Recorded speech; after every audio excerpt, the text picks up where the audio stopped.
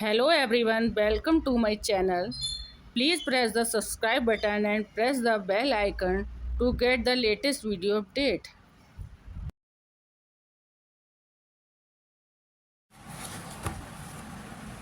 आज बताते हैं गणित ज्ञान कक्षा 5 पेज नंबर 85 पे जो एक्सरसाइज दे रखी है, आज उसके सम्स को हल करेंगे।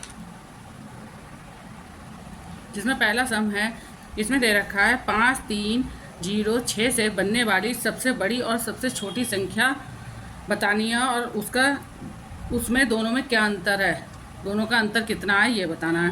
तो हम देखेंगे 5, 3, 0, 6 सबसे बड़ी संख्या कौन सी बनेगी।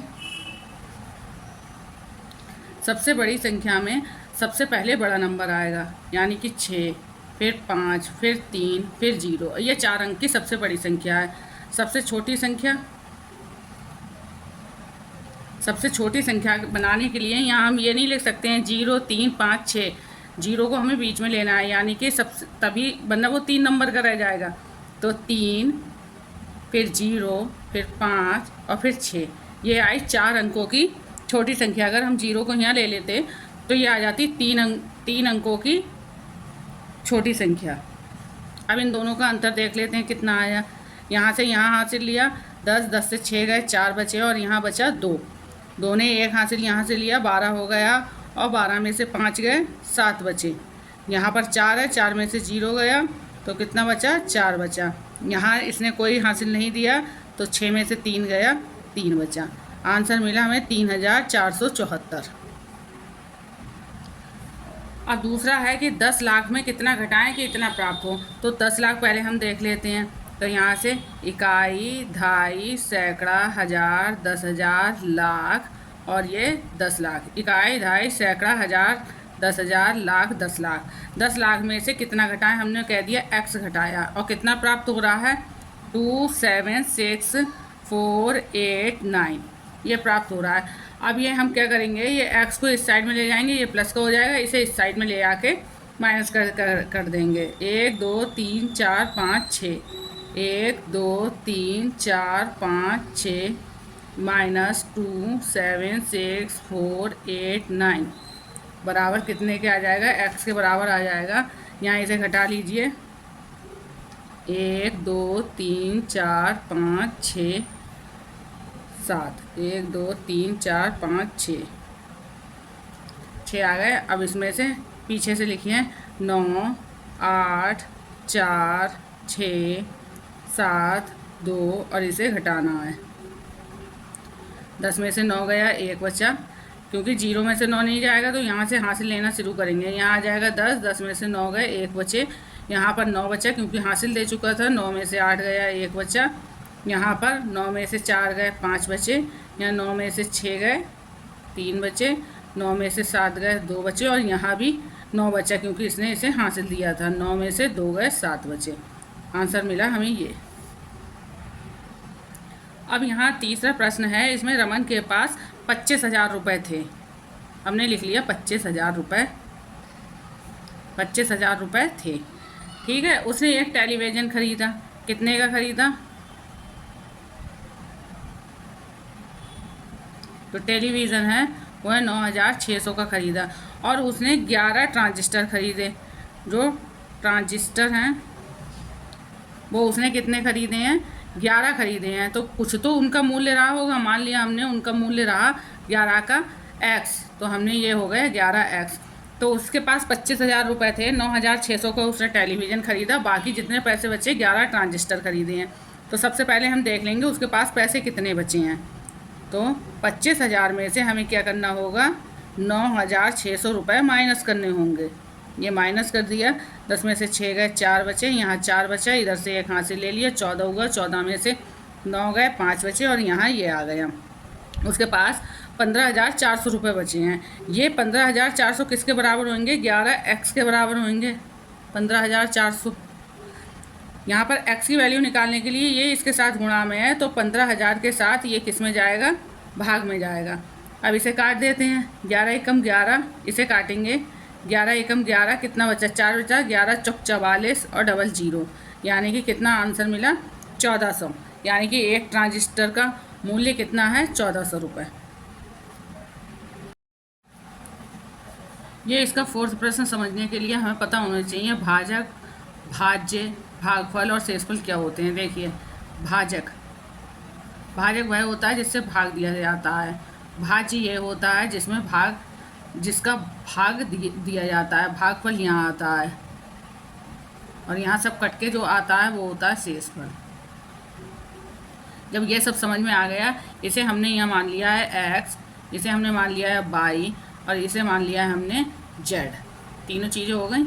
इसे z के बराबर मान लिया है, इसे y के बराबर और इसे x के बराबर। अब यहाँ जो दे रखा है उसी हिसाब से हमें इस सवाल को करना है। इसमें दे रखा है भागफल, यानी कि जो भागफल है वो कितना है y क्या है भागफल शेषफल का। शेषफल कितना है z, यानी कि 6 गुना है, ये इसमें बता रखा है। दूसरा कह रहा है तथा भाजक भागफल, यानी कि भाजक हमारे पास है x और वो कह रहा है जो भागफल का कितना है 10 गुना, और भागफल हमारे पास क्या है y है, तो यानी कि 10y। x बराबर 10y है और y बराबर 6z के है। यदि शेषफल 14 है और यहाँ पर क्लियर कर दिया कि जो z बराबर है वो कितना है 14 है, तो भाज्य बताना है।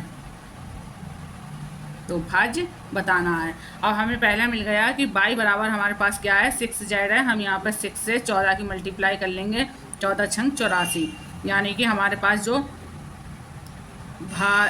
क्या है भागफल आया वो कितना आ गया हमारे पास 84, और यहाँ पर हमारे पास कितना है 14, तो ये आ गया। और उसके बाद हमें क्या निकालना है, ये y निकला है। अब x निकालने के लिए हमें क्या चाहिए 10 इंटू 84 y, यानी कि 840। 840 हमारे पास क्या आ गया, ये आ गया 840। अब ये 840 आया है, ये 84 आया है, ये 14 है, तो हम इसे निकाल सकते हैं क्योंकि इसका फॉर्मूला पहले ही बता चुके हैं।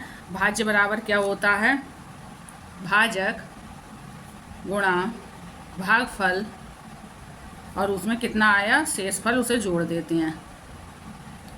अब हमारे पास कितना है भाजक है 840, भागफल कितना है 84 है और प्लस शेषफल है 14। जब इसे पूरा हल करेंगे तो ये आएगा हमारे पास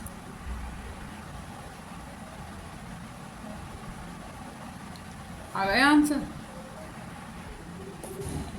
इसका नेक्स्ट है 5वां प्रश्न है कि एक मैदान है,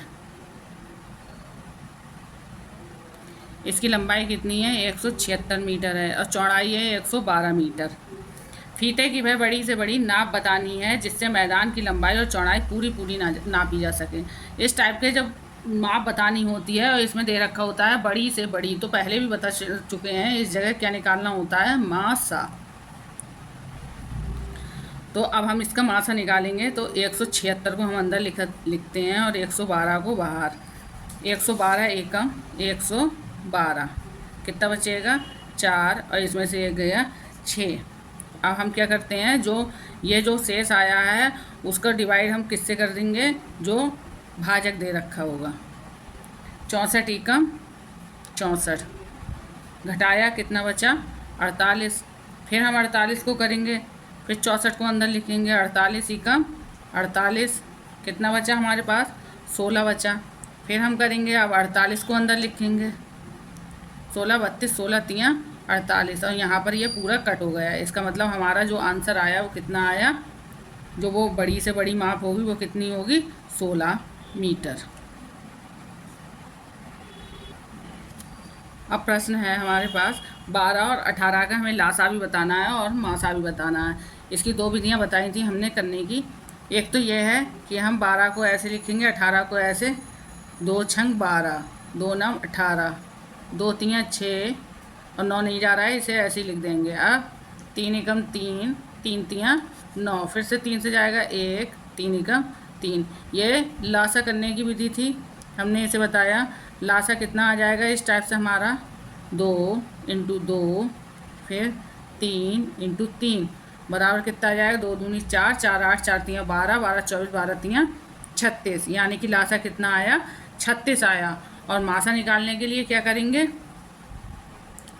12 को हमने यहाँ लिखा, 18 को यहाँ लिखा, 12 एकम 12, कितना आया 6, फिर 12 को अंदर लिखा, 6 एकम 6, 6 दूनी 12, यानी कि हमारा मासा कितना आ गया 6।